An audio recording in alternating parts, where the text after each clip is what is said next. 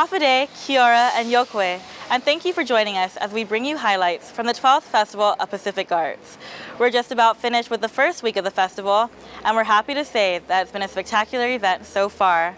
From the traditional ceremony welcoming our Pacific navigators to the beautiful opening ceremony held at Paseo, to the many events held not only in the capital city of Hagåtña, but in the various satellite venues throughout the island, tons of crowds have been joining us, and we're glad that everybody's enjoying the festival. One thing that's captured everyone's attention is weaving. Let's check that out. Half a day, everybody. It's another gorgeous day here in Hagåtña, so we thought we'd go out and about and explore the main festival village. There is a lot happening. There's carving in the huts, there's handicrafts on display, the house jam is in full swing, and we've stopped by the Hawaii hut where there's a weaving demonstration underway, and we have the privilege of meeting Marcus Marzan. Marcus, thank you very much for talking to us today. First, if you could just describe for us what you're doing here today. Well, aloha mai kako. What I'm presenting today is a traditional Hawaiian style fan. It's called a pe'ahi, and pe'ahi are chiefly fans that were symbols of the chief when they were in ceremonies and different functions. This was a symbol of their status and rank. Okay. And what are some of the materials that are traditionally used? In this pe'ahi that I'm making right now, I have the material that I'm using is the pandanus that was plated here, and then the aha, or the coconut sennet that's being used to make the handle itself. The fan that you're making today, how long would that take for you to complete? For me, I've only been working on this for a couple of days now. So I finished the blade in one day, and then I started to make this as well yesterday. So this is my second day of work on it. But yeah, definitely, it just takes time. What we're trying to do here in our hale is to showcase the Hawaiian culture through its practices and its traditions and the values that we try to perpetuate. So how did you get into weaving?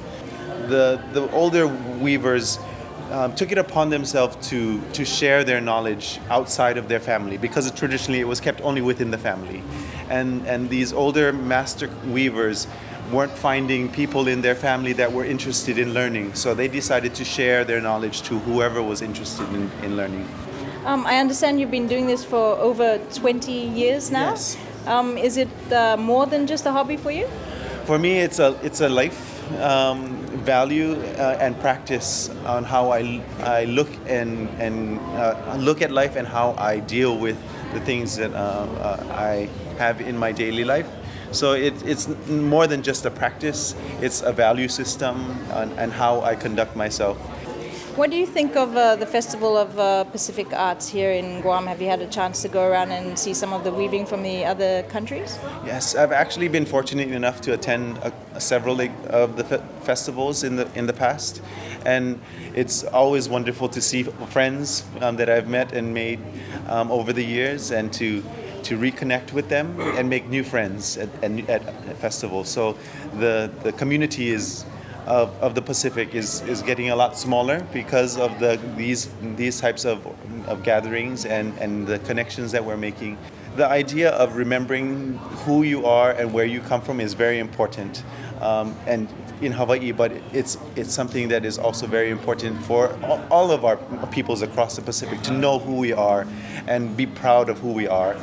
And understand the culture that you come from. From the main festival village, we've now moved to the Sagan Katuran Chamorro, one of the satellite venues here for the 12th Festival of Pacific Arts. There are weaving demonstrations happening up here as well. I'm with Selwyn Balu from Solomon Island. Selwyn, thanks very much for talking to us. Could you describe for us what you are demonstrating here today? I'm just making a banana fiber weaver. Just only banana fiber weavers in Temotu province. Tell us about the materials that you use to make. I understand the finished product will be a bag? Yeah, the finished one will be a bag, and then I can make a basket, bags, and the costume of dancing, costume.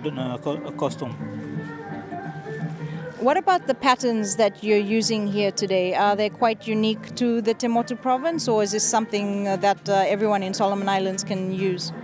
This pattern I use today is just only for the Te Motu province. And usually when we use this pattern, when we make a custom of a woman's paying woman, then we can, they call it nuts patterns, because we use nuts to when we pay a woman. Is this weaving art form, is it still practiced widely in the Te Motu province? In the Te Motu province, just only in my village in my island in Santa Cruz Island, and only my family or my tribes just only weaving in the Te Motu province. So how long have you been weaving? I just weaving when I was 18 years old. Then after I just learned weaving from my father when I was 18 years, 2005, and after 2 years, then I start to teach my son. This type of weaving, they just only the men weaving. There's so much amazing talent, there's so much to see and so many things to participate in here at the 12th Festival of Pacific Arts.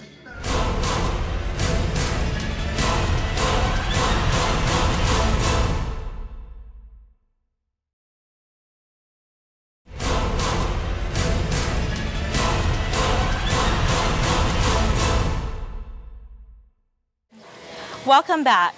25 Pacific Island nations and territories have joined us for the 12th Festival of Pacific Arts, the largest cultural celebration in the region. Let's catch up with the Cook Islands, who will share with us their rich culture, arts, and traditions. Hey, half a day, and welcome to our coverage at the 12th Festival of Pacific Arts. And of course, all the action continues. This is now day 5 of the festival, and we thought we'd take you through a tour of the festival village where all the 25 participating countries are represented. Here at the Cook Islands Hut, I'm joined by Ricky Adamu from the Cook Islands, of course. Kia ora, sir. How has the festival been so far? First of all, kia ora to everybody watching this show anyway, but everything has been, so far, everything has been good. Tell us what has been the response like here, particularly in Guam, for your hut. I know you've also had the drummers here, are making lots of noise. Yeah, our group comes here and play a little bit of drumming, dancing, and a lot of people come here and watch.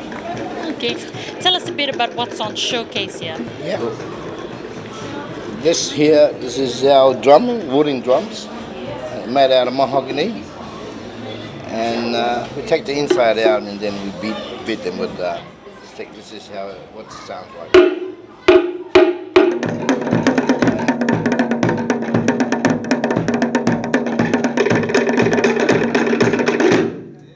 This is our weapon.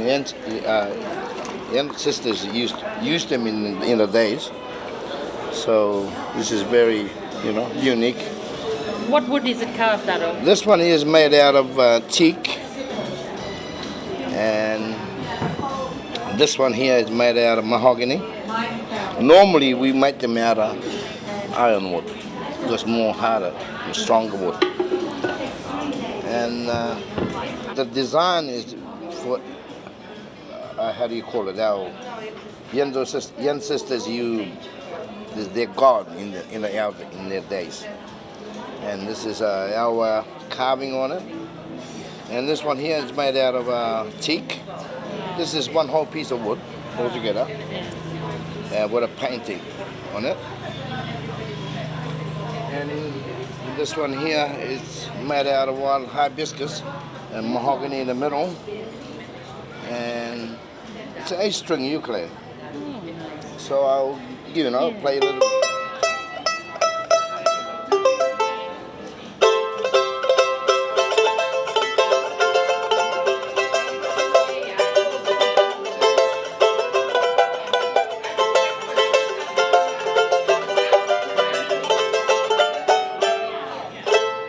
Oh, wonderful sounds.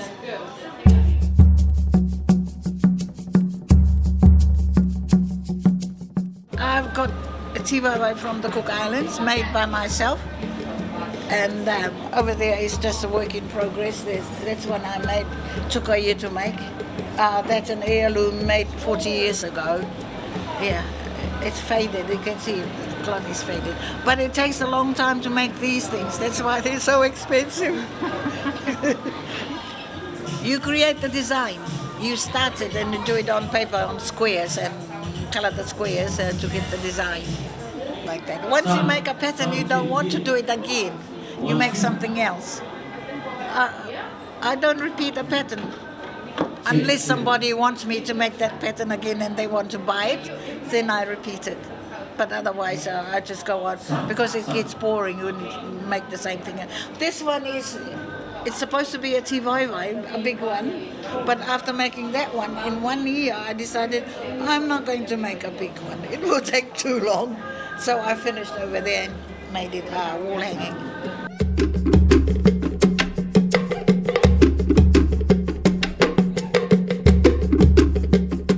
This is the hats. It's made out of coconut leaves and takes 2 months to get the material ready.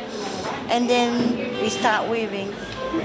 Tell us a bit about the designs that you've come up with the lovely hat. The design, we do different design. While you starting your hat, you think about your design, what you're gonna make.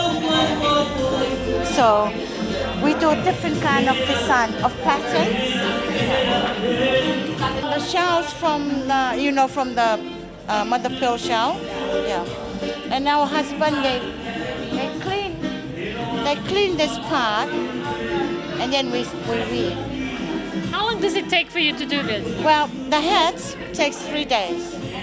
If you don't do any housework, 3 days. And the fans takes, I'll say 1 day. But these ones, it's only half an hour. Yeah. And where I come from, that's Penryn. 10-year-old to older people, they do the weaving. So our culture will never lost.